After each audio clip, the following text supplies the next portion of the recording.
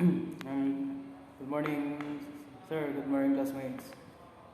This is our topic for today. How can you protect yourself from cybercrime? Paano mo nga ba maprotektahan yung sarili mo sa cybercrime? In our life, we all have our Facebook account, Gmail account, bank account, and any account that may include computer. Sa era natin ngayon is halos lahat tayo ay may kanya-kanya na ng account sa Facebook, Gmail man o sa anumang bank account na meron tayo. Dahil sa buhay natin ngayon is puro modernized na po ang lahat. We are all have our own password in our account. In this era, there's a lot of criminal or crimes that are used the computer system to make a cybercrime. Yun na nga, matatalino na po ngayon yung mga criminal. Lalong-lalo na sa ngayon na super modernized na po tayo ngayon na lahat ng bagay is nagagawa na natin sa tulong ng computer system. Ways to protect ourselves in cybercrime. Number 1, use strong passwords. Number 2, be sure that no one can record. 3, do not record them anywhere. 4, use reputable password manager to regenerate strong password. Use strong password. By using strong password, we can protect our own account in cybercrime. In this method help us to prevent from cybercrime.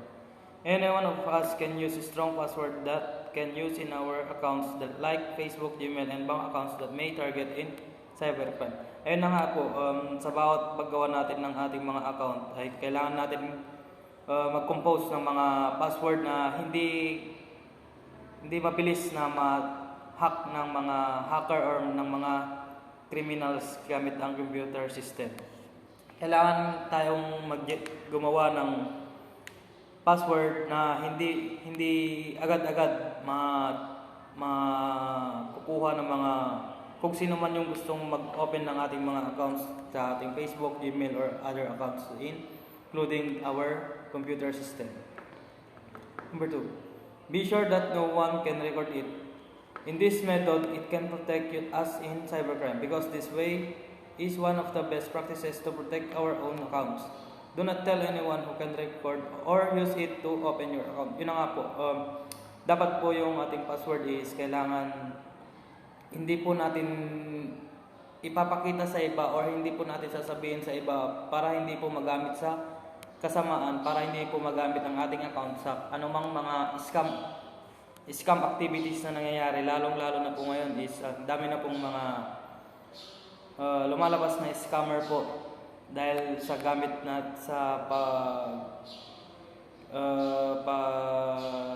hack ng ating mga password na minsan hindi natin alam na may mga ibang tao na pala yung nakakaalam sa ating password. Kaya dapat be sure that no one can record it. Dapat hindi ito nakikita ng iba at hindi ito na re-record ng iba para hindi magamit sa paggawa ng krimen gamit ang ating mga accounts.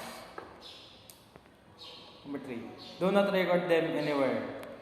In this method, that reminding us on how can we protect ourselves in cybercrime. We do not record it anywhere. If we register in any computer system, do not forget to log out your account in computer.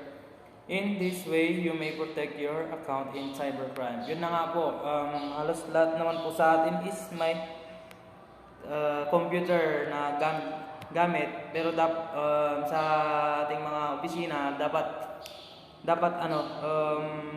wag nating kakalimutan i-log out ang ating mga accounts para hindi po ito magamit sa anumang krimen na kasama sa cybercrime. Kailangan din po natin itong i-log out sa lahat ng mga computer system, sa pag gumamit tayo sa computer shop, lalong-lalo na po sa computer shop. Halos lahat po tayo is pag gumagamit or access tayo sa mga computer shop, halos lahat ng accounts natin is na ilalagin natin sa isang system para magamit natin. So dapat po kahit saan po, wag po nating kakalimutan, wag po nating kakalimutan na i-log out po ang ating mga accounts to avoid the criminals to use your accounts in scam or in crime. So dapat po ito pong way na to is nagsasabi sa atin na wag nating kakalimutan na i-log out ang ating mga accounts sa ibang computer system na pinaggamitan po natin. 1. Last, use reputable password manager to regenerate strong password. By using reputable password manager to regenerate strong password, it can help us to avoiding the hackers to access our accounts. It makes safe for us by using this kind of password.